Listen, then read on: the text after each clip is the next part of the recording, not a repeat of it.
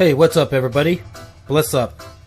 This is This Day in History, April 23rd.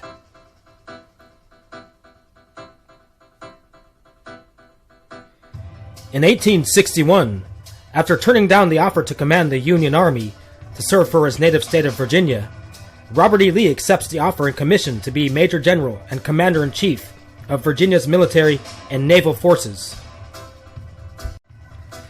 In 1954, hammering Hank Aaron of the Milwaukee Braves hits his first home run of his career off of pitcher Vic Raschi of the St. Louis Cardinals.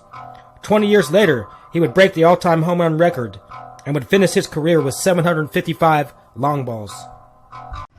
In 1969, the Palestinian immigrant Sirhan is convicted of the murder of Robert Kennedy by a Californian court and sentenced to death by gas chamber, though the full truth about who else helped him in the murder of Robert F. Kennedy likely will never see light, much like his older brother, John.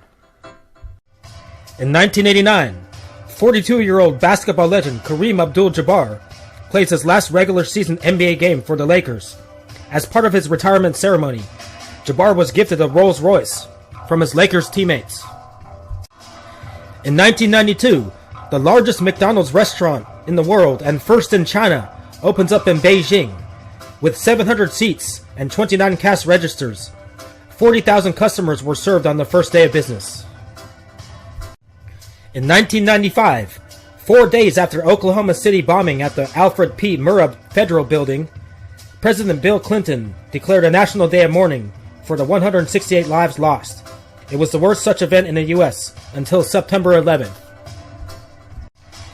And in 2019, the first malaria vaccine to be approved is rolled out. Developed by the World Health Organization, the vaccine was aimed at children in Africa. The vaccine took supposedly 30 years and more than $500 million to develop. And this has been This Day in History. Thank you for watching.